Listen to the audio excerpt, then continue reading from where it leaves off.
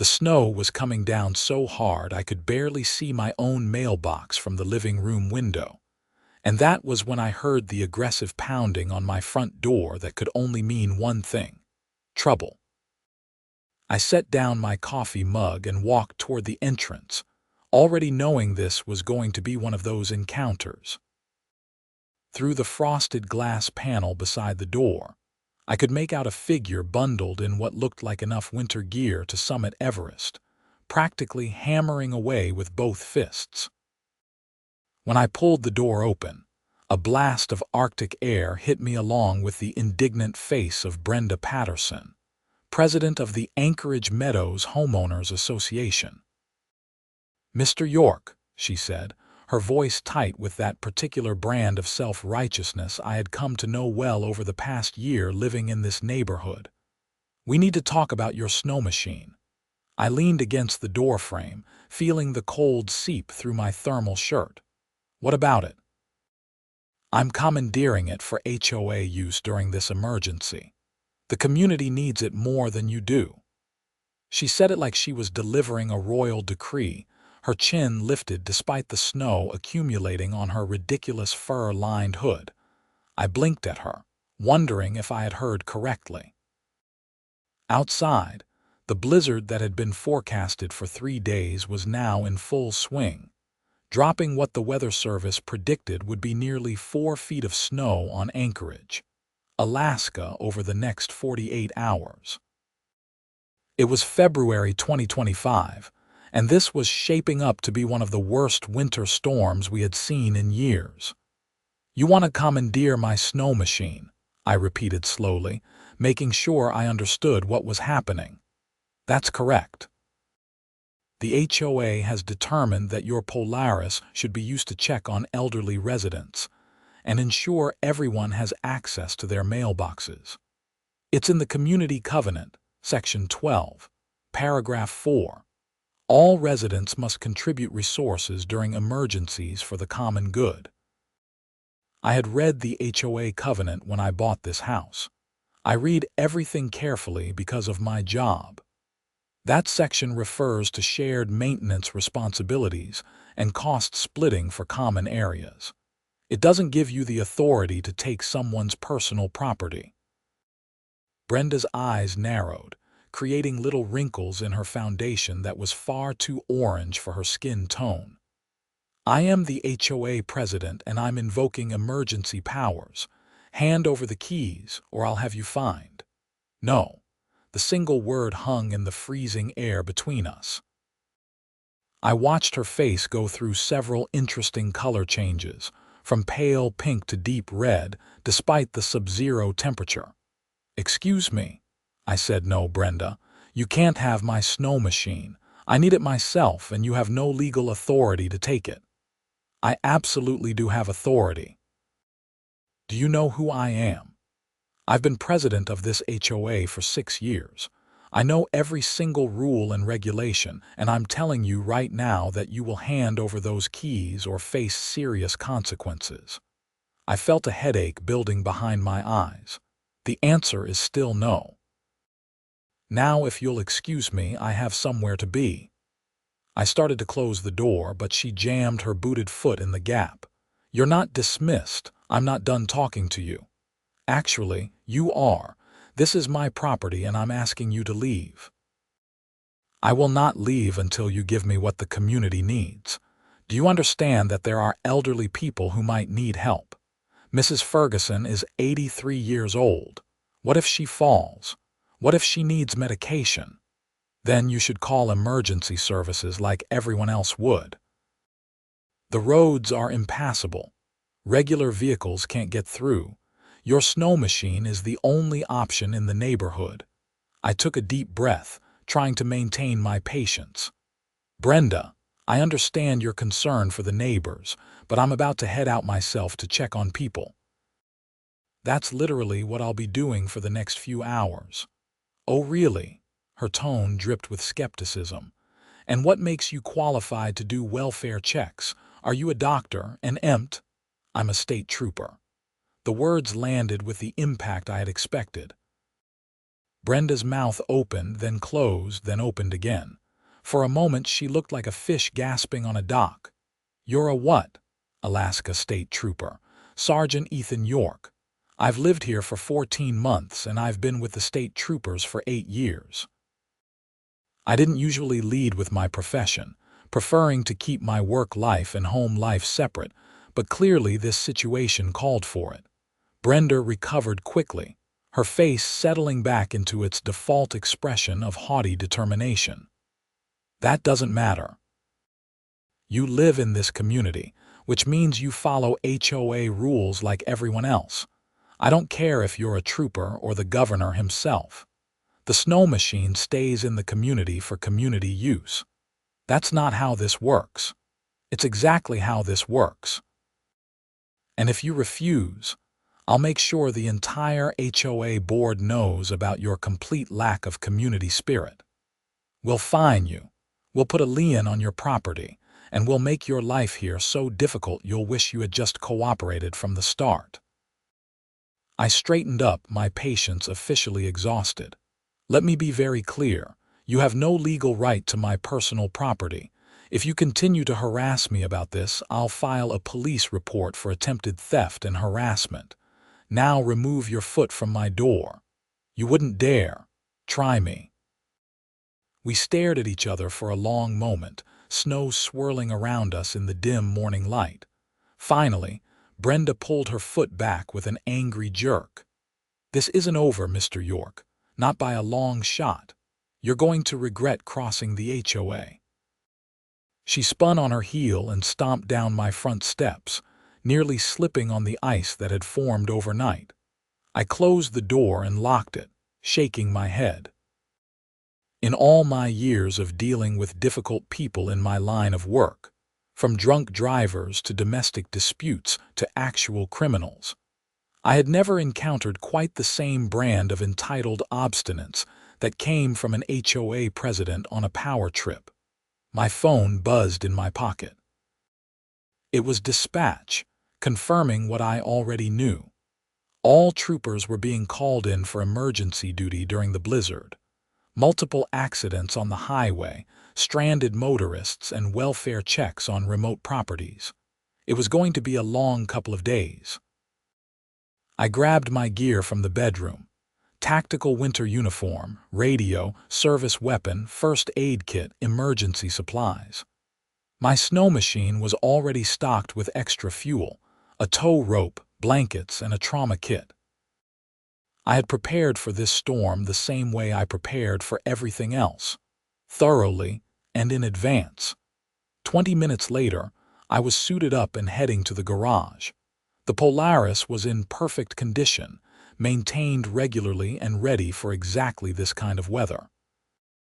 I fired it up, the engine roaring to life with that familiar growl, and pulled out into the white hellscape that my street had become. Visibility was terrible. Even with my helmet visor and the Snowmachine's headlight, I could only see about 15 feet ahead. The wind was gusting up to 40 miles per hour, creating whiteout conditions that would have made driving a regular vehicle suicidal. This was what Snowmachines were made for. My first stop was Mrs. Ferguson, the elderly woman Brenda had mentioned. I navigated through the neighborhood carefully, using my knowledge of the street layout and the occasional glimpse of a house or mailbox to orient myself. The snow was already past my knees in most places, and it was still coming down hard. When I reached Mrs. Ferguson's house, I waded through the drifts to her front door and knocked loudly. It took a few minutes, but eventually the door cracked open, revealing a tiny woman with white hair and bright blue eyes. "Oh my," she said, taking in my uniform and the snow-covered trooper standing on her porch. "Is everything all right? Just checking on residents, madam. How are you doing? Do you have heat, food, medications?" "Oh yes, dear, I'm fine. My grandson called earlier and told me to stay inside. I've got plenty of soup and my prescriptions were just refilled last week." She smiled warmly. "It's very kind of you to check, though. Would you like some hot chocolate? Thank you, but I need to keep moving. There are a lot of people to check on. You have my number if anything changes, right? I had given out my contact information at a neighborhood meeting months ago, back when I had foolishly thought being proactive would build good community relationships. I do. It's right here on my refrigerator. You be safe out there, young man. I assured her I would and headed back to the Snowmachine. 3 houses down, I found old Tom Brewster trying to shovel his driveway, which was absolutely insane in these conditions. I convinced him to go inside and promised I'd check back later. The Johnsons, a young couple with a new baby, were doing fine but grateful for the check. The Chavez family needed help with a window that had cracked from the cold, which I temporarily sealed with some plastic sheeting and duct tape from my emergency kit. I was heading toward the main road, planning to report in to dispatch and then start my official rounds, when I saw something that made me brake hard.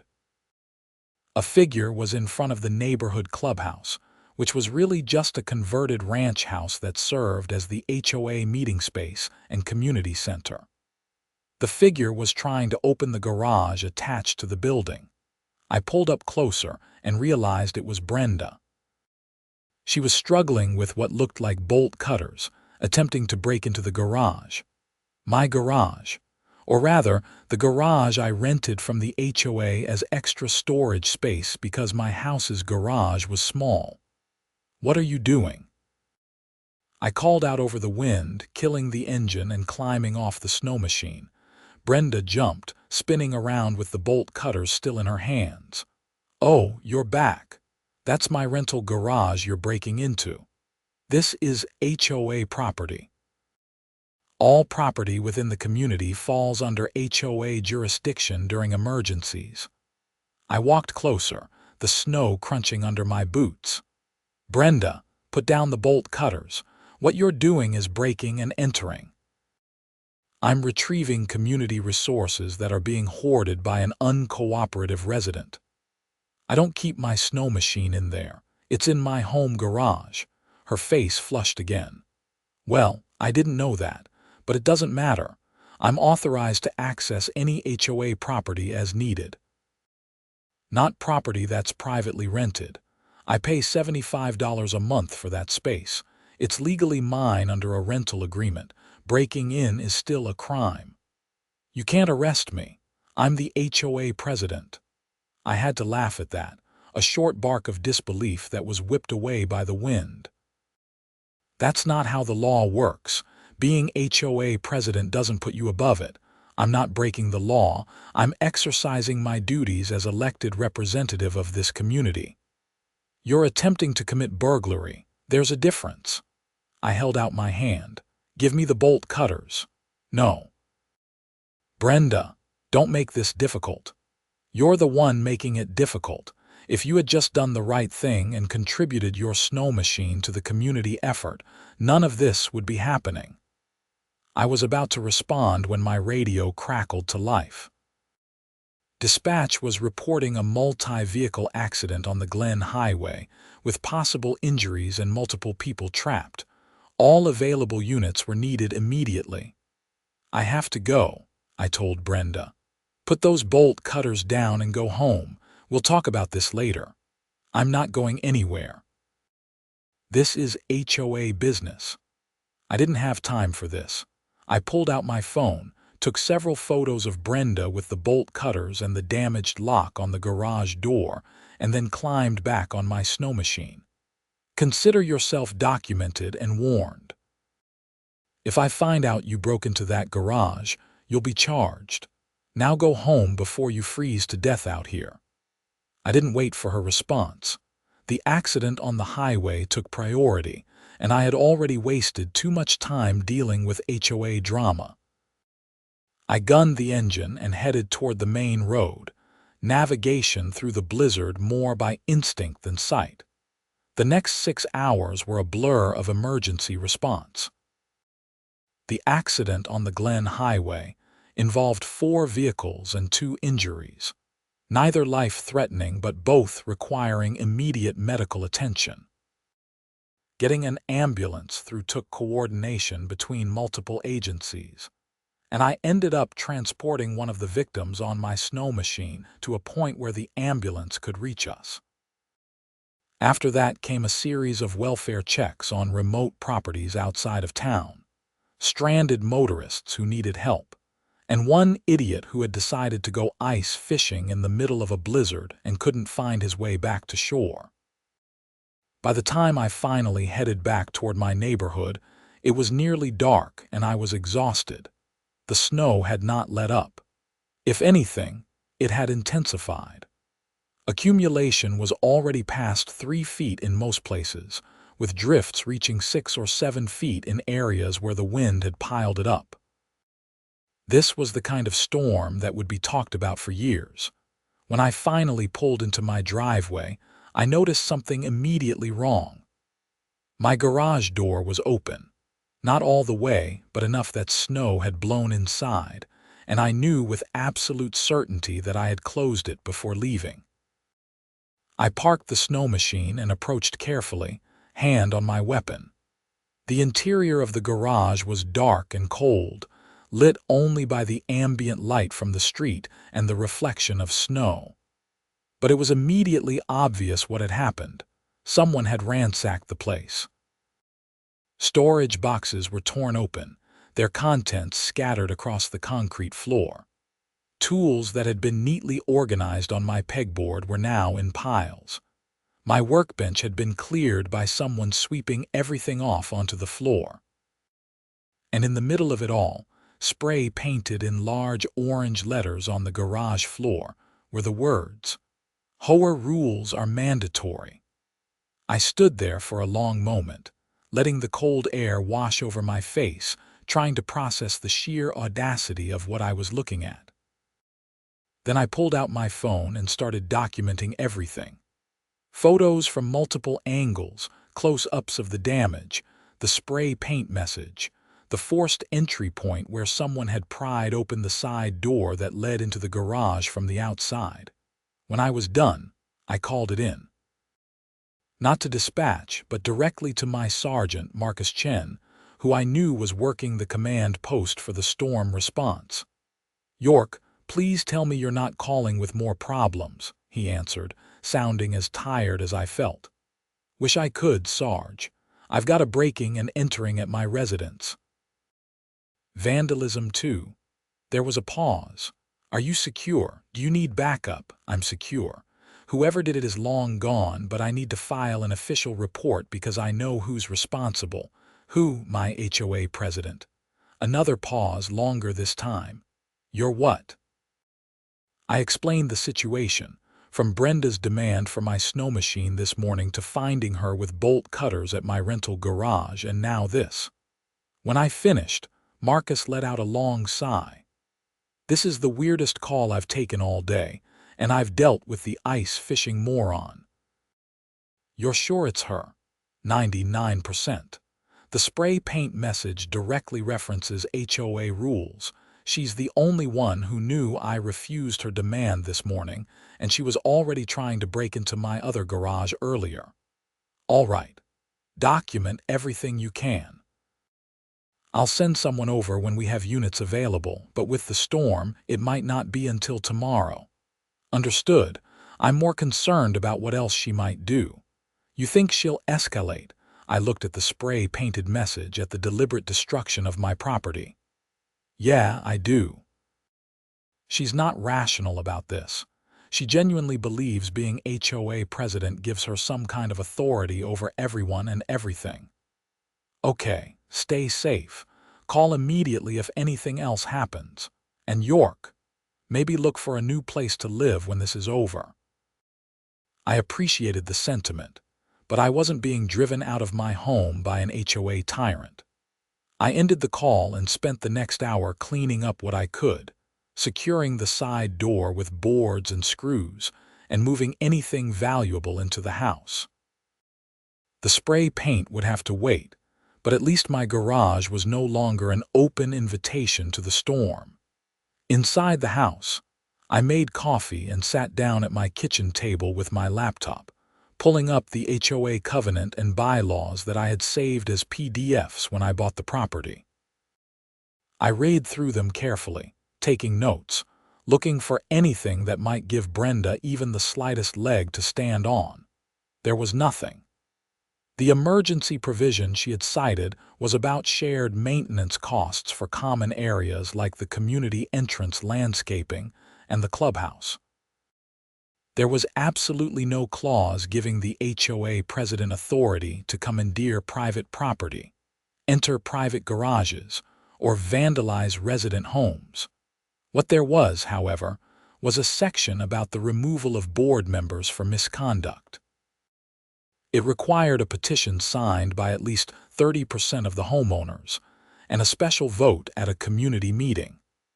I started drafting a document, detailing everything that had happened and formally calling for Brenda's removal as HOA president. My phone rang. It was dispatch again, another situation requiring a snow machine.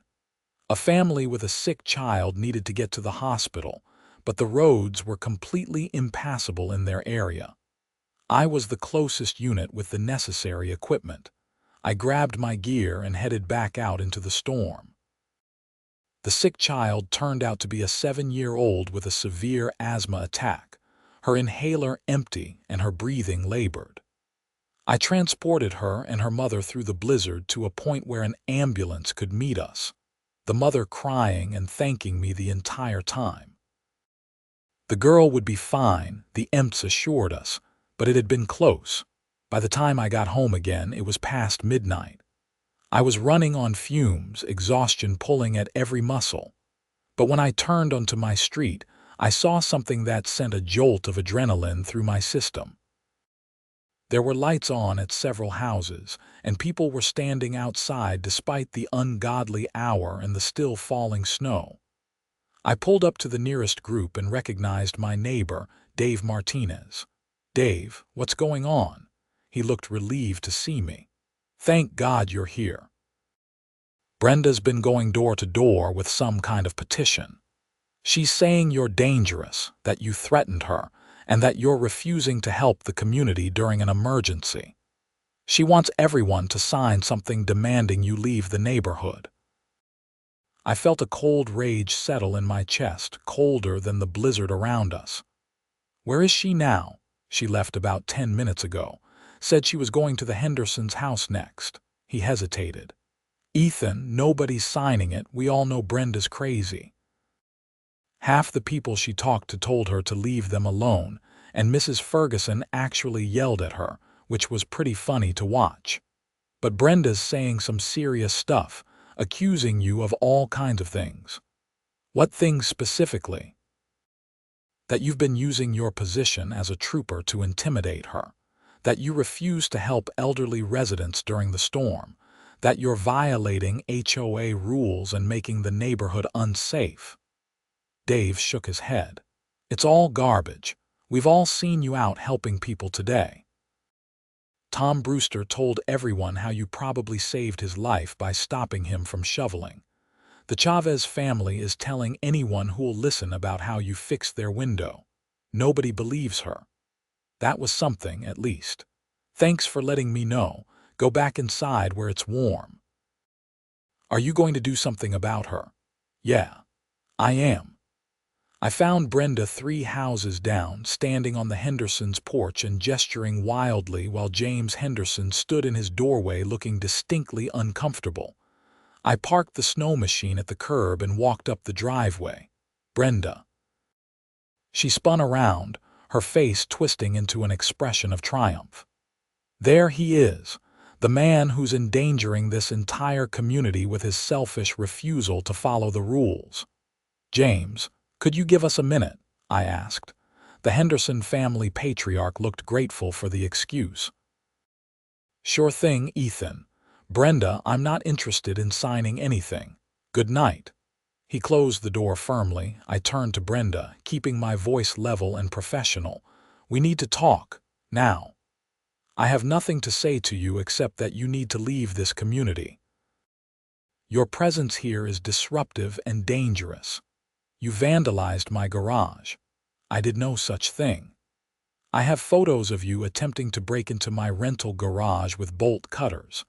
I have photos of the damage to my home garage, including spray-painted threats referencing HOA rules.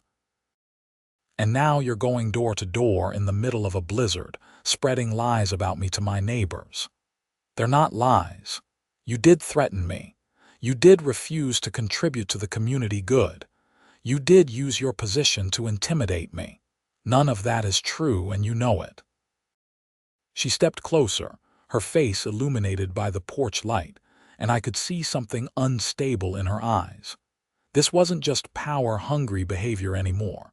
There was a manic quality to her expression that genuinely concerned me. I am the president of this HOA. I've dedicated 6 years of my life to this community, making sure everything runs smoothly, enforcing the rules that keep property values high and standards maintained.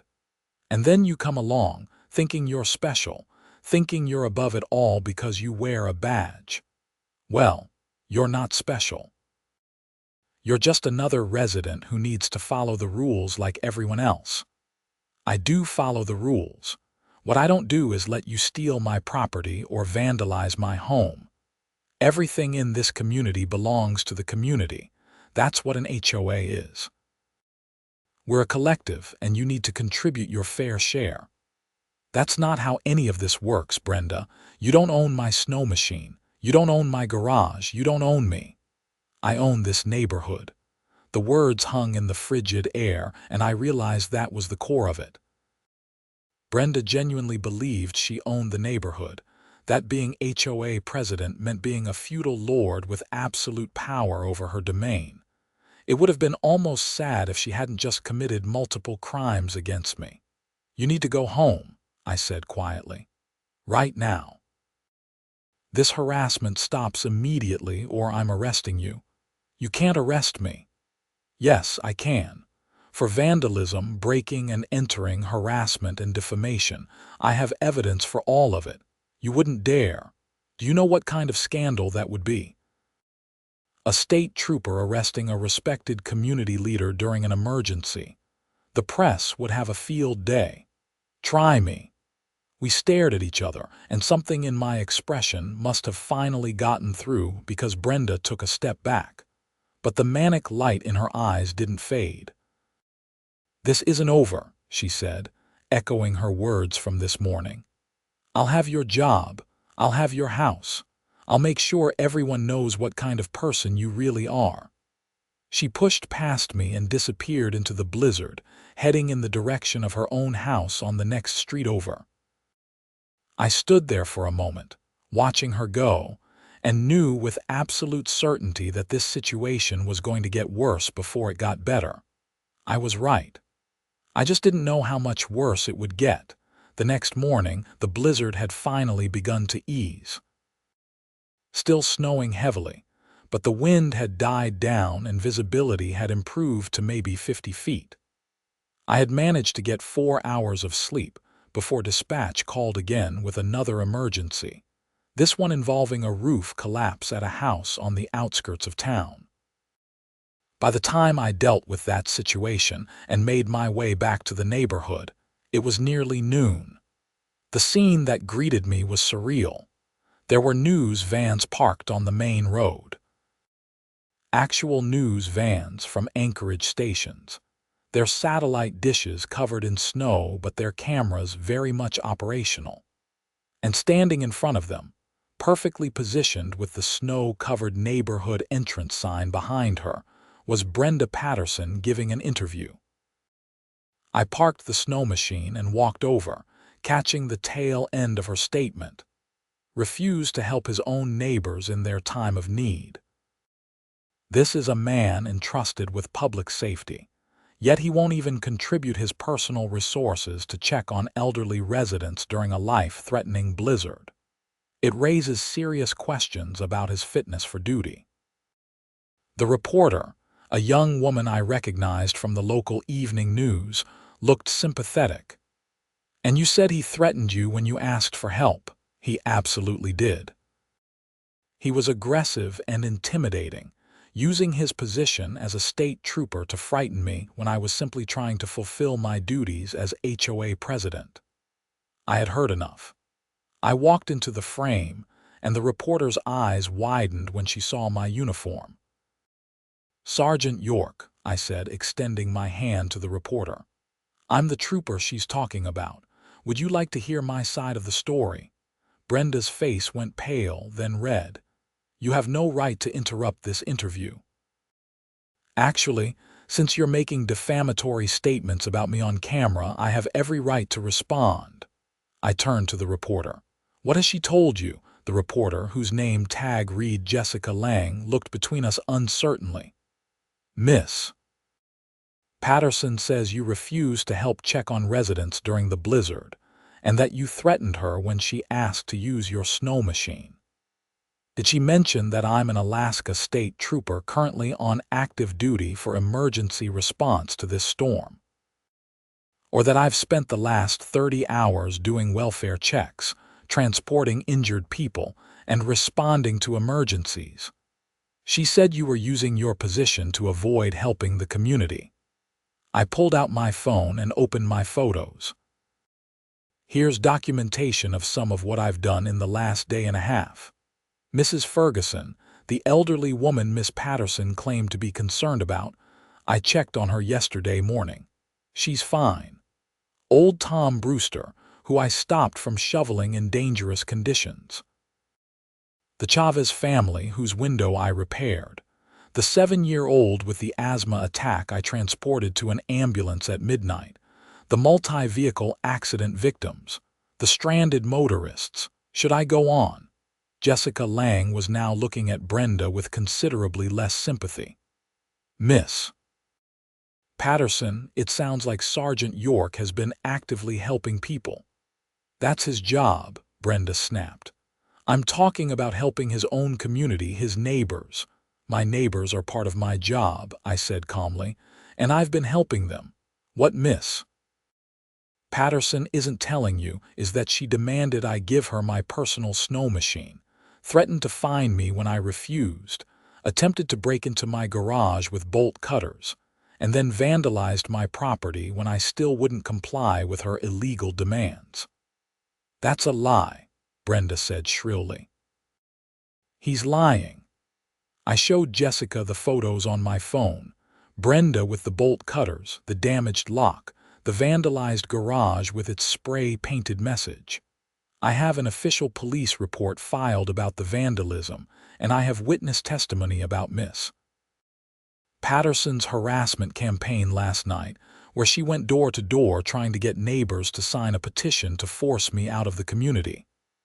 I looked directly at Brenda. "What I don't have yet is an arrest warrant, but that can be arranged." Jessica Lang was now filming both of us, and I could see the story shifting in real time from mean cop refuses to help to crazy HOA president vandalizes trooper's home. "Miss Patterson, did you damage Sergeant York's property?" the reporter asked. "This is harassment," Brenda said, backing away. "You're all harassing me. I'm the victim here. That's not an answer to the question." "I don't have to answer your questions. This interview is over." Brenda turned and started walking away, but Jessica and her cameraman followed. "Miss Patterson, did you try to take Sergeant York's snow machine without his permission? Community good supersedes individual property rights." "Is that a yes?" Brenda spun around, and the wild look was back in her eyes. "Yes. Yes, I tried to access a resource that was desperately needed by the community. Yes, I attempted to retrieve it from a garage that sits on HOA property. Yes, I tried to make him understand that his selfish refusal to help was putting lives at risk. And I do it again, because that's what leadership looks like. Someone has to put the community first, and if no one else will do it, then I will." She was ranting now, her voice rising with each sentence. The camera was capturing every word. "You know how hard I work for this community. The hours I put in, the meetings I run, the rules I enforce. And I get nothing but complaints and resistance. Nobody appreciates what I do. Nobody understands the burden of responsibility I carry every single day. Well, I'm done apologizing for doing what's necessary. If that means taking resources from residents who won't contribute willingly, then so be it. If that means making examples out of people who think they are above the rules, then I'll do that too. Brenda, I said quietly, stop talking. But she was beyond stopping. The dam had broken and everything came pouring out. You think you're so special with your uniform and your badge. You think being a trooper makes you better than everyone else. But you live in my community, and in my community I make the rules. Me, not you, not anyone else. I decide what's acceptable and what isn't. I decide who contributes and who gets punished. That's what being HOA president means. Actually, I said, that's not what it means at all, and what you're describing is called abuse of power, which is illegal. Shut up. Just shut up. I'm so sick of you and your attitude. You've been nothing but trouble since you moved here. You don't come to meetings, you don't volunteer, you don't participate. You just sit in your house thinking you're better than everyone. I work 12-hour shifts. Sometimes longer, like right now during the storm. I don't have time for HOA meetings about mailbox color regulations. See, that's exactly what I'm talking about, that contempt for the community, that refusal to engage. You're a bad resident and I want you gone. That's not your decision to make. It absolutely is my decision. I'm the president. Jessica Lang, to her credit, was letting this entire meltdown happen on camera. When Brenda finally ran out of steam, breathing hard and looking slightly manic, the reporter turned to me. Sergeant York, what happens now? Now I finish my shift and continue responding to emergencies. Once the storm passes and we're back to normal operations, I'll be pursuing charges against Miss Patterson for vandalism, breaking and entering, and harassment. I'll also be filing a complaint with the HOA board about her conduct and calling for her removal as president. You can't remove me, Brenda said, but her voice had lost some of its conviction. She was starting to realize, I think, what she had just done on camera. The HOA bylaws say otherwise. Any board member can be removed for misconduct with a petition and vote. I think vandalizing a resident's home qualifies as misconduct. Brenda opened her mouth, closed it, then turned and walked away without another word. This time, nobody followed her. We all watched her trudge through the snow until she disappeared around a corner. Jessica Lang turned off her camera and looked at me. That was intense. Welcome to HOA living, I said dryly. You really think she vandalized your garage? I know she did. The question is whether I can prove it beyond a reasonable doubt in court. But after that little speech, I think a jury wouldn't have much trouble believing it. Can I get a formal statement from you? On camera. I gave her a brief, professional statement outlining the facts of the situation without any of the emotion that had colored Brenda's rant. Just the facts, her demands, my refusals, the evidence of vandalism, the harassment campaign.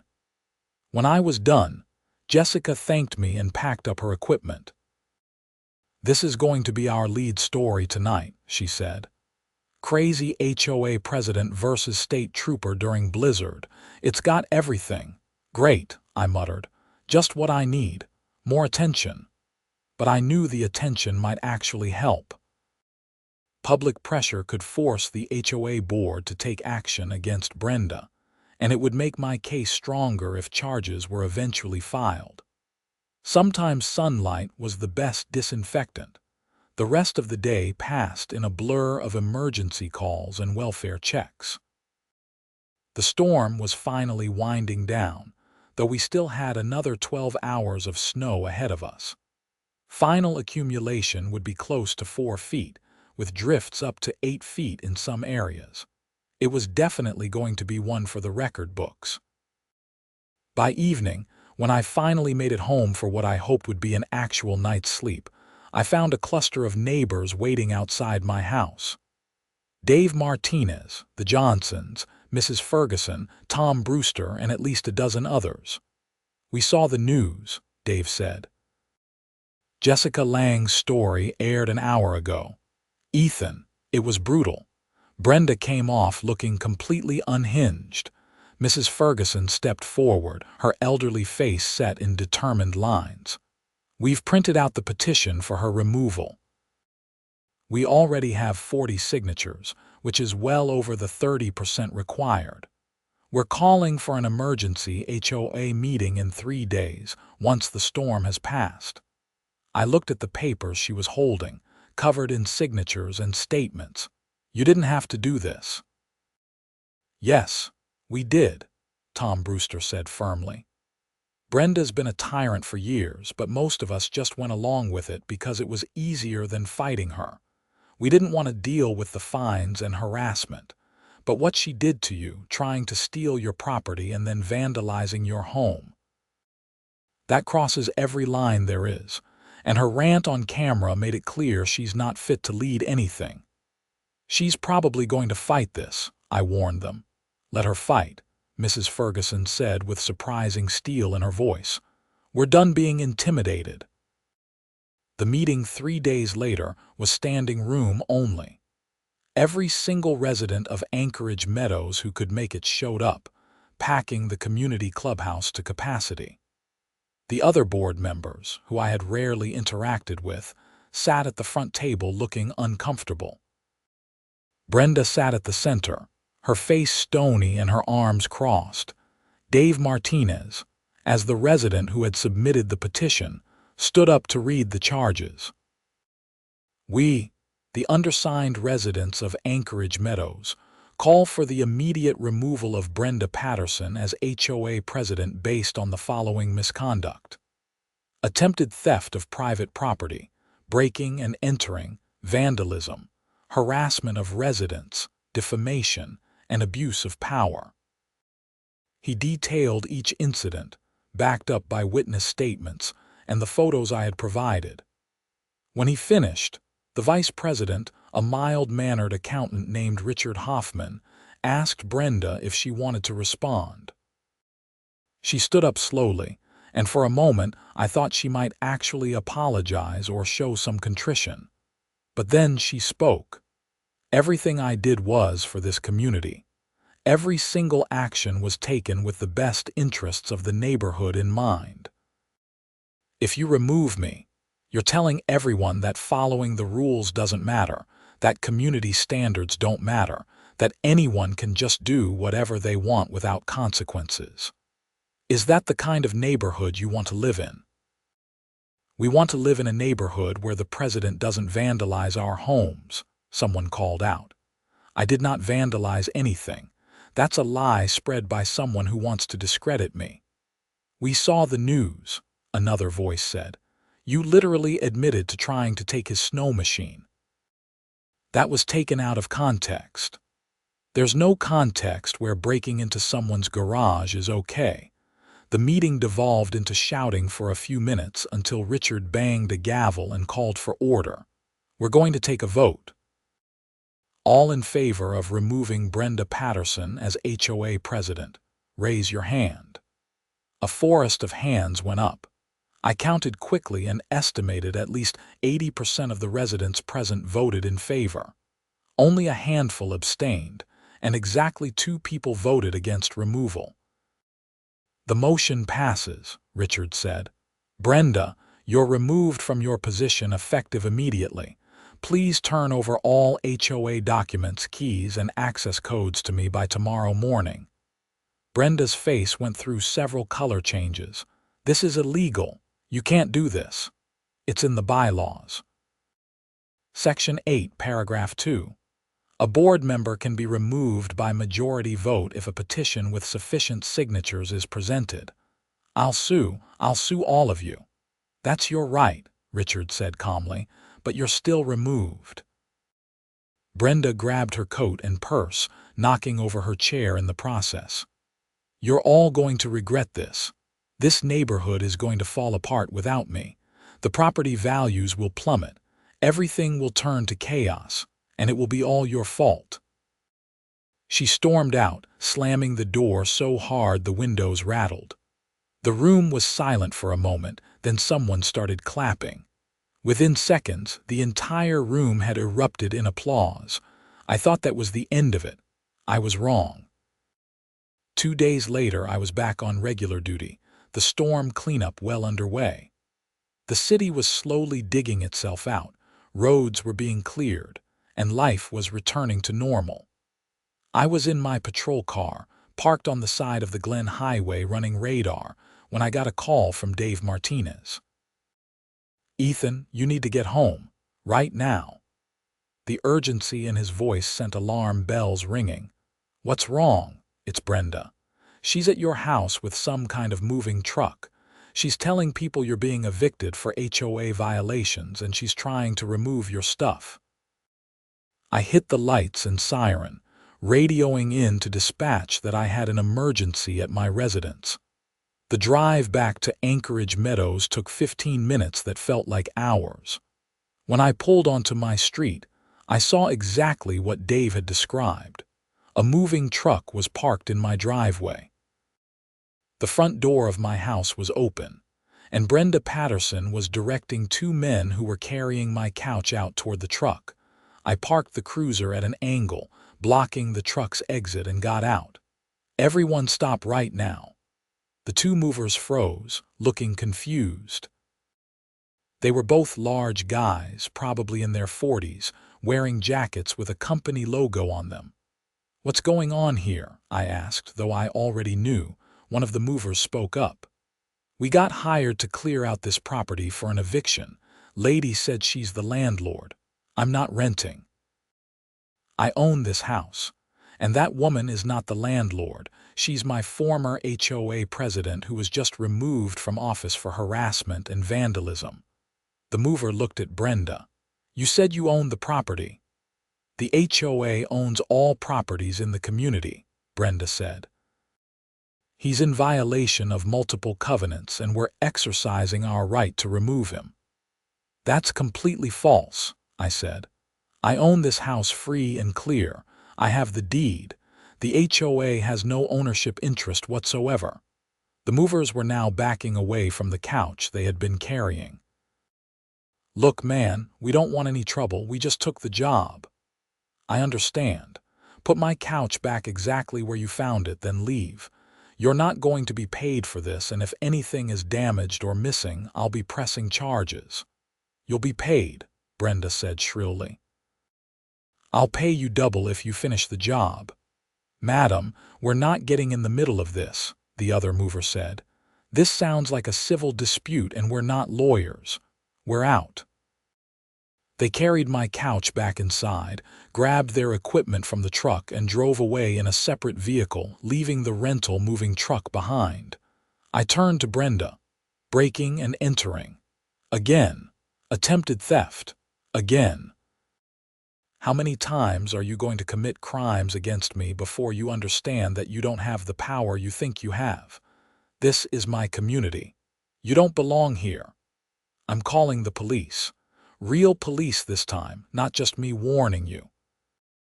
I pulled out my phone, but before I could dial, Brenda lunged forward and tried to grab it out of my hand. I pulled back automatically, and she stumbled, falling into the snow that still covered most of my front yard. "Now you're assaulting me," she screamed. "Everyone saw it. He assaulted me." There were indeed several neighbors watching from their yards and windows. Dave Martinez was recording everything on his phone. "I didn't touch you," I said calmly. "You tried to grab my phone and lost your balance. Dave, you got that on video, right?" "Every second of it," Dave called back. I dialed dispatch and requested local PD for a breaking and entering in progress. While I waited, Brenda lay in the snow, not getting up, continuing to yell about assault and police brutality and whatever else came to her mind. 2 Anchorage PD officers arrived within 10 minutes. I knew one of them, Officer Sarah Mendez, from previous interdepartmental work. She took one look at the scene, at Brenda still lying dramatically in the snow, and shook her head. Let me guess. HOA dispute. You saw the news story. Everyone saw the news story. Is this the same woman? Same woman. She hired movers to evict me from my own house. They left when I told them I owned the property, but she broke in to let them access it. Sarah and her partner, whose name tag Reed J. Kowalski, went over to Brenda. Madam, you need to get up. I can't. He assaulted me. I think my back is broken. Your back is not broken, Sarah said without much sympathy. Get up, or we'll call an ambulance to transport you to the hospital for evaluation, which you'll be billed for. Brenda got up with remarkable speed for someone with a broken back. Her coat and pants were soaked with snow, and she was shivering, but her eyes still held that manic gleam. I'm the victim here. He attacked me. Multiple witnesses say otherwise, Officer Kowalski said, gesturing at the neighbors who were still watching. And my colleague Dave Martinez has video showing you tried to grab Sergeant York's phone and fell when he moved back. Sarah turned to me. You want to press charges? Yes. Breaking and entering, attempted theft, filing a false report for claiming assault. She's also got an existing vandalism case pending from earlier this week. You can't arrest me, Brenda said, but her voice had lost its conviction.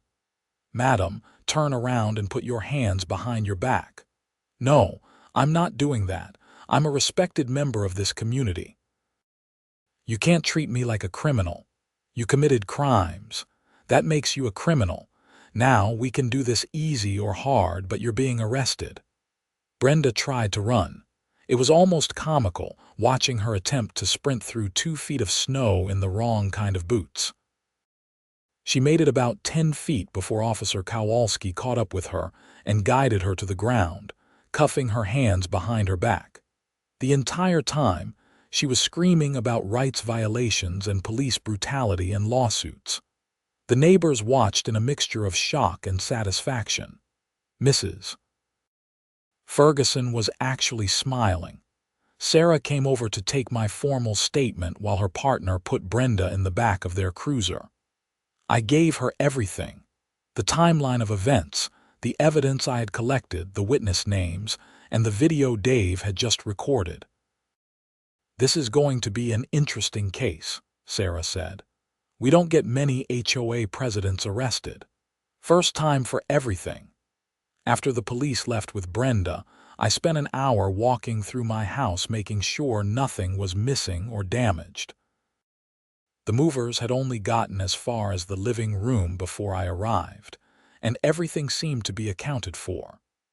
I would need to change my lock since Brenda had clearly found a way to get in, probably through picking the lock or finding a spare key I didn't know existed. Dave came over with a 6-pack of beer. You okay? Yeah. Tired, but okay. That was wild. I can't believe she actually tried to evict you. She's completely delusional about her authority as HOA president. Even after being removed, she still thinks she has power over everyone. Well, she's going to learn otherwise now. Dave opened a beer and handed it to me. What do you think will happen to her? Depends on the DA and whether she has a good lawyer. If she pleads guilty and agrees to stay away from me, maybe probation and a fine. If she fights it and loses, potentially jail time. Good. Maybe that will finally get through to her. We sat in companionable silence for a while, drinking beer and watching the sunset paint the snow-covered street in shades of orange and pink. It was beautiful in the way that only Alaska could be, harsh and unforgiving but stunning. The legal process took months. Brenda was charged with multiple counts of breaking and entering, vandalism, harassment, filing a false police report, and attempted theft. She hired a lawyer who tried to argue that she had genuinely believed she had the authority to do everything she had done, that the HOA covenant gave her broad emergency powers, and that she was acting in what she thought was the community's best interest. The prosecutor, a sharp woman named Amanda Reeves, shredded that defense. She presented the HOA covenant showing no such authority existed. She presented my evidence of the vandalism, the spray-painted threats, the attempted break-in with bolt cutters. She presented the witness testimony about the harassment campaign. And she played the video of Brenda's rant to the news reporter, where Brenda explicitly said she believed she had the power to take residents' property and make examples of people. The trial took 3 days. I testified for 4 hours, remaining calm and factual throughout. Brenda's lawyer tried to paint me as a difficult resident who had provoked her, but it didn't land. The jury saw through it. They found her guilty on all counts. At sentencing, the judge was not sympathetic. "Miss Patterson, you held a position of trust in your community, and you abused that trust in the most egregious way possible. You vandalized a resident's home. You attempted to steal his property. You broke into his house and tried to illegally evict him. And when faced with the consequences of your actions, you doubled down and continued the harassment. This court sees no indication that you understand the seriousness of your crimes or that you have any remorse." The judge sentenced her to 18 months in jail, with credit for time served, followed by 3 years of probation. She was also ordered to pay restitution for all damages, legal fees, and costs associated with my having to secure my property. The total came to just over $15,000. Brenda's face when the sentence was read was a mixture of shock and disbelief. I think she had genuinely expected to walk away with a slap on the wrist, if that. The reality of actual jail time seemed to hit her all at once, and she broke down crying as the bailiffs led her away. I felt no satisfaction in it, just relief that it was finally over. The HOA elected a new president, a retired teacher named Margaret Flynn, who ran on a platform of common sense and community cooperation rather than rigid rule enforcement.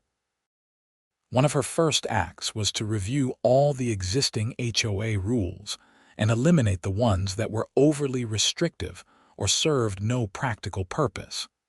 Mailbox colors were no longer regulated. Holiday decoration timelines were relaxed. And a new bylaw was added explicitly stating that the HOA had no authority over residents' personal property under any circumstances. Life in Anchorage Meadows gradually returned to normal. The story had made enough news that we became somewhat infamous as that neighborhood with the crazy HOA president. But the attention faded as other stories took its place. My neighbors and I developed a stronger sense of community, united by our shared experience of dealing with Brenda's tyranny and working together to end it. I stayed in my house, of course. I wasn't about to let one person's criminal behavior drive me away from a home I had bought and loved. The garage was repainted, the locks were changed, and life went on. About a year after everything ended, I was doing yard work on a Saturday morning when Mrs. Ferguson came over with fresh cookies. She did this sometimes, bringing baked goods and chatting about neighborhood news. She was a sweet woman and I had grown fond of her.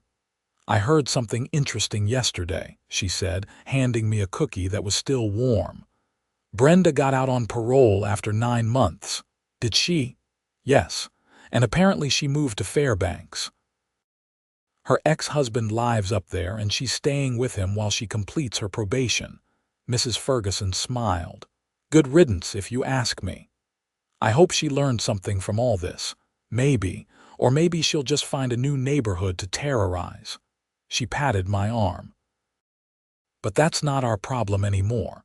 We have a good community now, thanks in large part to you standing up to her. I just didn't want my snow machine stolen. You did more than that, dear. You showed everyone that bullies can be stopped, even when they have titles and perceived authority. That's an important lesson. After she left, I sat on my porch and thought about everything that had happened. The blizzard, the confrontations, the vandalism, the arrest, the trial. It had been exhausting and stressful and completely absurd. But it had also brought out the best in my neighbors, showing me that most people, when given the choice, will stand up for what's right. Working as a state trooper, I dealt with criminals every day, but most of them knew they were breaking the law. They made a choice to commit crimes, understanding the potential consequences. What made Brenda different, and in some ways more dangerous, was that she genuinely believed her position gave her authority that superseded property rights and personal freedom. She had convinced herself that being HOA president meant being a benevolent dictator, and that any actions taken in service of the community were justified. It was a lesson in how small amounts of power could corrupt, especially when combined with a personality that craved control. And it was a reminder that vigilance was necessary even in mundane aspects of life like homeowners associations. Rules needed to be clear, authority needed to be limited, and accountability needed to be built into the system. Margaret Flynn did a good job as the new HOA president, precisely because she understood her role was administrative, not authoritarian. She facilitated maintenance of common areas, organized community events, and mediated disputes. But she never forgot that she was a resident herself, subject to the same rules as everyone else, with no special authority over other people's lives and property. The Snowmachine that had started the whole conflict still sat in my garage, maintained and ready for the next emergency. I used it regularly during the winter months, both for personal recreation and for work when weather required it. Every time I fired it up, I thought about that morning when Brenda had pounded on my door demanding I hand it over. If I had just given in, just let her take it to avoid conflict, what would that have taught her? That bullying worked. That making demands and threats was an effective strategy. That being HOA president really did give her power over everyone and everything. She would have escalated, finding new ways to exert control, making life miserable for anyone who dared to question her authority. By standing up to her, even though it led to months of stress and legal proceedings, I had helped break that cycle. Not just for me, but for everyone in the neighborhood who had been living under her thumb for years. Sometimes doing the right thing was inconvenient. Sometimes it meant conflict and confrontation and difficulty, but it was still worth doing. As spring arrived and the snow finally melted, revealing the brown grass and muddy earth beneath, I found myself actually enjoying living in Anchorage Meadows. Without the constant tension of Brenda's rule enforcement and power trips, it was a pleasant neighborhood full of decent people. We had block parties and potlucks, helped each other with yard work and home repairs, and looked out for one another during harsh weather. Dave Martinez became one of my closest friends. We watched football together, went fishing in the summer, and shared the kind of easy companionship that comes from having been through something difficult together. He told me once that standing up to Brenda had given him confidence to make other changes in his life, including finally asking his boss for the promotion he deserved and getting it. Tom Brewster credited me with saving his life that day during the blizzard, though I maintained that I had just told him to go inside like anyone with common sense would have. He insisted on giving me a bottle of expensive whiskey for Christmas, which we ended up drinking together while watching the snow fall outside his living room window. Even Mrs. Ferguson, who I had initially checked on as part of my duty, became a regular presence in my life. She adopted me as a sort of surrogate grandson, making sure I ate properly and didn't spend every evening alone after long shifts. Her cookies were legendary, and I may have gained 10 pounds that first year from sampling her various recipes. The community thrived under new leadership. Property values actually increased, contrary to Brenda's dire predictions, because people wanted to live in a neighborhood with a reasonable HOA rather than a tyrannical one. Word got around, and Anchorage Meadows developed a reputation as a good place to raise families or retire in peace. I continued working as a state trooper, responding to emergencies, enforcing laws, and serving the public. The job was still difficult, still stressful, still emotionally taxing. But coming home to a supportive community made it bearable. Knowing that my neighbors respected me not just for the uniform I wore, but for the person I was made all the difference. The story of the HOA president who tried to steal a state trooper's Snowmachine became something of a local legend. I heard it repeated in bars and coffee shops, always with new embellishments, until the legend bore little resemblance to what actually happened. In some versions, I arrested Brenda myself during the blizzard. In others, she tried to commandeer an entire fleet of emergency vehicles. One particularly wild version had her attempting to declare martial law over the neighborhood. I never bothered correcting these stories. They were harmless, and in a way, they served a useful purpose. They reminded people that HOAs could go too far, that authority without accountability was dangerous, and that standing up to bullies was possible and necessary. Years passed. I got promoted to lieutenant, then eventually to captain. I stayed in Anchorage, stayed in the same house in Anchorage Meadows, stayed connected to the community that had become my home in every sense of the word.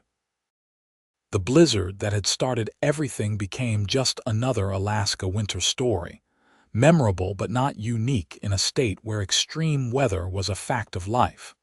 I never heard from Brenda again. I didn't know if she ever understood why what she did was wrong, or if she still believed she had been right and the system had failed her. I hoped she had learned and grown, found peace and perspective. But I couldn't control that, only my own actions and choices. What I learned from the whole experience was that home meant more than just a building you owned.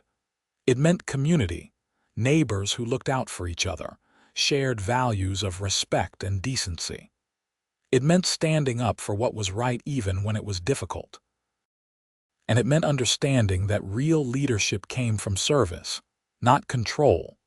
The Snowmachine still sat in my garage, a reminder of those chaotic days during the blizzard. But it was also a symbol of something more. The importance of boundaries, of personal property rights, of refusing to be bullied no matter who was doing the bullying or what title they held.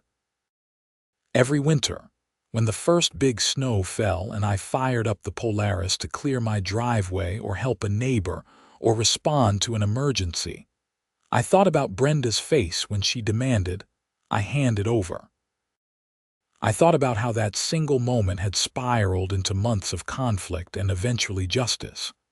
And I was grateful that I had said no, that I had stood my ground, that I had trusted in the system even when it seemed like it might not work. Because in the end, it did work. The law prevailed. The community came together. The bully was stopped. And life went on, better and stronger for having faced and overcome that challenge. That was the real story behind the legend, the truth beneath the embellished bar tales. Not a dramatic showdown or a heroic confrontation, but simply one person saying no to unreasonable demands, and then following through with the sometimes tedious but necessary process of holding someone accountable for their actions. It wasn't glamorous. It wasn't easy, but it was right. And sometimes, that was enough.